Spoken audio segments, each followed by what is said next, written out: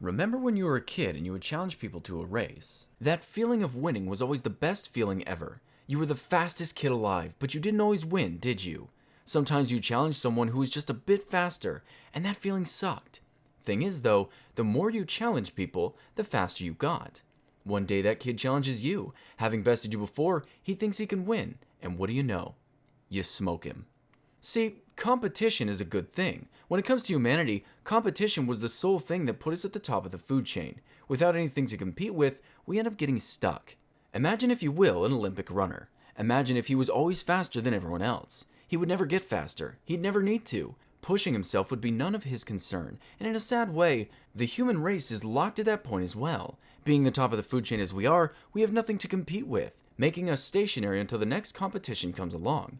But what does this have to do with anything? Well, when it comes to the games industry, a lot of people have chosen one platform and hope that all the others die off. Xbox gamers want every title for Xbox, and though that's a fair thing to ask, the reasons behind it are malicious. See, as I said before, competition is always a good thing. The 8th generation of consoles are a great example of this. Back in the 7th generation with the Xbox 360 and the PlayStation 3, the consoles were on top, competing against one another and the PC for title of the best platform. The games were solid. PC and consoles alike had a ton of great exclusives that warranted their purchase. Then the 8th generation came along. The PS4 and the Xbox One were pretty much birthed with the same hardware, and the only competition was the PC, which they couldn't compete with. If they pushed the graphics too far, they sacrificed gameplay. If they shot for frame rate, they sacrificed graphical fidelity. If they shot for gameplay, they lost out on frame rate. And as much as it sucks, they had to find a good medium. Xbox started selling their games on the PC market. Sony launched a beefier PlayStation 4, and now the consoles are upgrading to catch up with the technology's curve.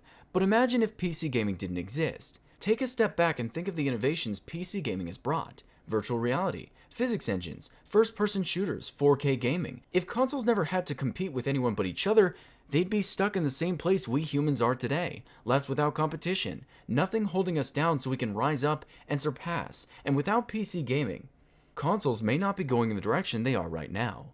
However, the same can be said about PC gaming. Whether you like to admit it or not, a lot of developers, AAA developers, develop for consoles. Consoles are, of course, geared more towards the average consumer, a plug-and-play kind of person, and as annoyed as I am to use that term, it's true. No matter how easy it is to build or buy a computer, the average consumer has been taught that consoles are the casual market. Because of this, a lot of developers put their games where it will be easiest for people to attain.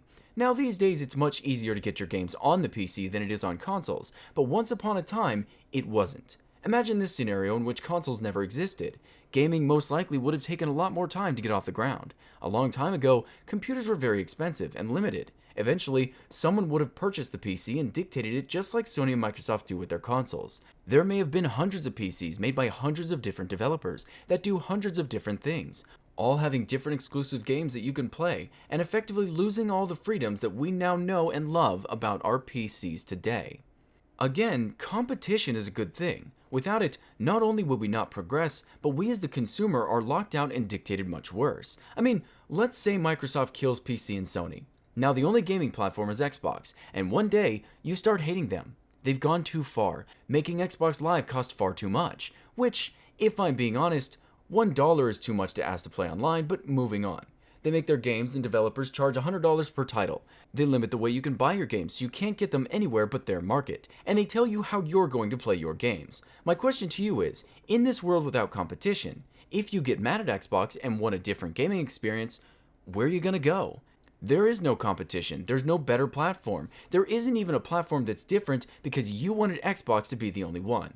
And here you are, playing all the same games over and over. No more variety. No other paths, and do you see why it is an incredibly stupid thing to wish death upon other platforms because you personally don't like them?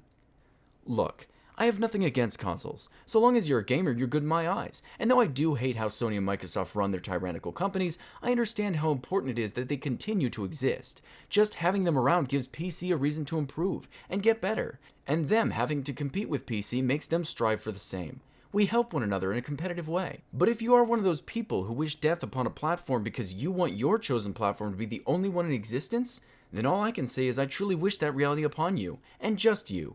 It would be fun to watch your will get crushed and stomped by the company you so illogically love.